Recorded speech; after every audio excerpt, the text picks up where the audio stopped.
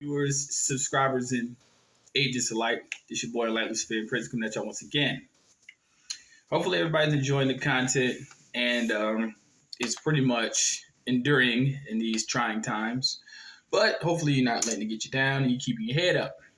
Now, I know that I said that I was going to do another video on an additional piece of information, a little bit of information for you to get a bit of an understanding in regards to additional filings with the UCC1. Now, before I proceed with this video, please remove your children from the immediate vicinity because my videos are not for children. Simple as that. I do have a tendency to curse. It's my mouth. And on my channel, I say what I want. It is what it is. Simple as that. However, that's neither here nor there. But I want to emphasize on something that I know I haven't done a video on this for various reasons, but I feel like, hey, it is what it is. Eventually, you need to know about it because I can't teach you one thing and not teach you about the aspects of the latter. So, here's what we're going to do, people. We're going to talk about something that should be filed in addition to your UCC1. Now, I went through the amendment. Now, this is going to be called the UCC1 Financing Statement Addendum. Okay? This is the UCC Financing Statement Addendum. Now, there's two ways to do this. You could either do it two ways. Now, notice what I'm saying. There's two ways to do this. I do it another way, but I'm just giving this simplistic form for people. Let's just say you may have so-called creditors who may have come against you, or you may have court cases. And this is another thing where a lot of people who may have court cases, who have case numbers, little do people know, court cases are financial transactions. And a case number is a number that, according to QCIT, Committee on Uniform Security Identification Procedures, these cases are monetized in the mortgage market. I don't care what no one says. Court cases are financial endeavors. I don't give a fuck what it is. It could be misdemeanor traffic all the way up to criminal. It doesn't matter. All crimes are commercial. Banks deal directly with courts, which is one of the reasons why they always have the subject matter jurisdiction. That's another story for another day, but it is the truth. It is a fundamental truth. And this is the reason why many courts do not wish to acknowledge UCC1, because they know for a fact it interferes with their secure transactions, which is what court cases are. That's the truth. However, if you would like to secure any type of transaction from any type of so-called creditor or any type of entity that wishes to collect on the debt, what you would do is you would go file a UCC1 financing addendum. Now, this is one way, right? I wish I had printed it out, but I didn't do it before. But it looks like this, okay? Let me focus the screen real quick. It says UCC Financing Statement Addendum. This is the form, right?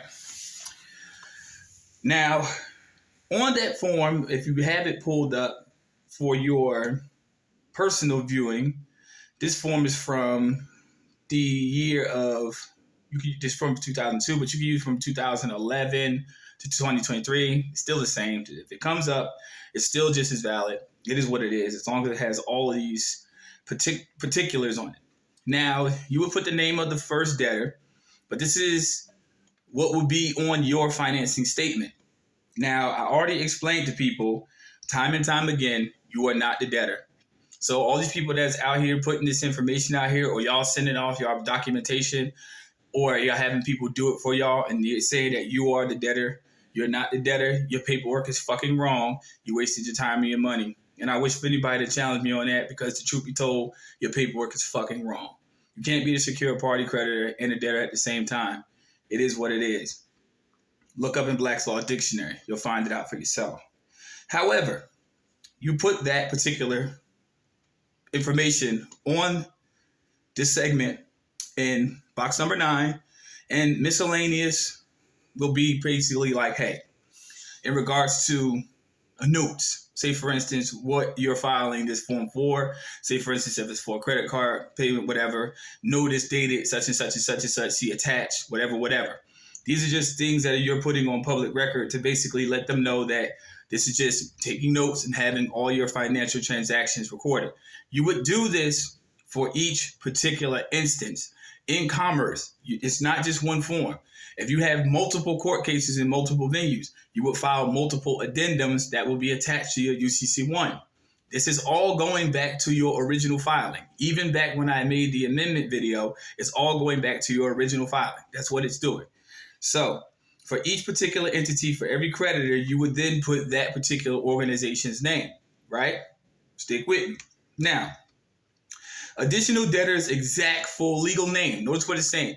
Exact full legal name, which means that whoever or whomever in the natural capacity wishes to come against you in the private capacity to make you liable for a public debt, that is the person's name you would put in the form. Now, additional secured parties, such as if you have a court case with an additional person who is also on your amendment, such as a wife, such as a spouse, whatever, such as a child, whoever is a secured party, additionally, you would put their name on that form as either being a witness or as being a secured party or both. All right. Now, I'm speeding through this because the form is self-explanatory. But in box 13, it says the finances statement covers, and it says it could also be a future filing. So you can describe your real estate. You could also describe additional collateral. This is where you would put all the case numbers at as well, or any other type of notice, letter, whatever, because that is now your collateral as a secure party creditor. You are in charge of and solely responsible for every commercial endeavor or contract in which you interact with. Now, it says name and address of a record owner of above described real estate if debtor does not have a record interest, which normally they don't. However, it's self-explanatory for people who can glean the facts from context clues. Box number 17, you would check if debtor is a trust or trustee. Well, we already understand you're operating as a trust. Check only if it applies. Debtor is a transmitting utility filed in connection with a home transaction, filed in connection with a public finance transaction, effective for 30 years. That's usually about life insurance, but that's a different story for another time. So the debtor is just a transmitting utility. Simple as that. And you don't have to sign it. It is what it is. It's very easy. Now, that's one way. Now, the way I usually do it is an extended UCC addendum is an example where basically you spell out the fine details, and which you could also attach to. You could also attach to your original UCC-1 finances statement, and it will particularly be typed out as your UCC financing statement addendum, which normally you would also take this, and additional pages will be included in the filing fee with the Secretary of State website. So that one spells out a lot. And the reason why I actually use that one is because the form variant doesn't relatively allow you space. This one allows you space to actually write out a lot, point for point, why you are actually filing this as addendum. And this is additional collateral information. Sorry, I got big lips and I'm talking fast. So point for point, you would spell out your power of attorney, your writ of habeas corpus. Yes, people, writ of habeas corpus is necessary. It's not just for criminal cases. It's for release of your body from being used as collateral. That is what the writ is used for. Trademark, copyright, your security agreement, and your declaration of peace, and everything else that you otherwise would not attach will be also claimed as your additional collateral in the typed format, which is why I use it, because it spells out particularly what's necessary. The beautiful part is this: you don't need to get it notarized, and you don't need witness's signature, because you are the only witness as a secure party. And basically, when you actually use that as an additional, it's on record with the Secretary of State. So if anybody wants to actually gain that information, they can look it up online with the number. They can find it for themselves. And guess what? they will not be in doubt when they know that you're secure in your commercial transactions. And that's in less than 10 minutes. Just that simple, people. The addendum, in and of itself, is nothing more than a ledger of complete and concise information in which you engage in for all your commercial transactions. If indeed people need assistance, yes, people, I always offer my services, and yes, fees do apply. But if you need assistance in regards to the understanding on this, please, on the subject line, if you email me, UCC1, subject line, UCC1 financing statement, addendum. Brief email description. Leave a phone number.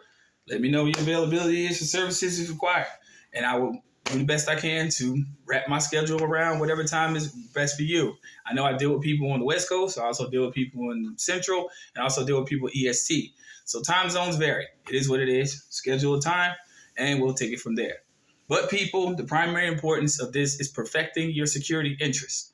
It is perfecting your security interest to make sure that your documentation is in line so that if indeed you have to contest with any entity down the line for whatever reason, for all intents and purposes, whether it's loans or mortgages, whether it's court cases, whatever it is, just remember, it is you securing yourself in regards to your commercial activity. That's the sole reason why you're filing UCC1. And like I said, people, if indeed you file the UCC1 has been accepted by the Secretary of State and you put yourself down as the debtor and the additional debtor, there is no additional debtor, your forms are fucked up. And what you need to do is curse out those people who made you fill out those forms in that direct way, or you had them do it for you. They are wrong, period. I said it. It is what it is. First time viewing this channel, like and subscribe. If you like the content, make sure I'm leave my PayPal in the video description. And, show some love. It is what it is. Like I said, I do this from sincerity. I do this because I know that people need to be well informed about what's necessary. And this, I believe, is a very intrinsic part of education for you and the benefit of your future generations. Simple as that. Ain't nobody teaching it. And I know damn sure colleges ain't offering these courses. So show some love. It is what it is. Peace, light, love. Take care. Y'all stay tuned.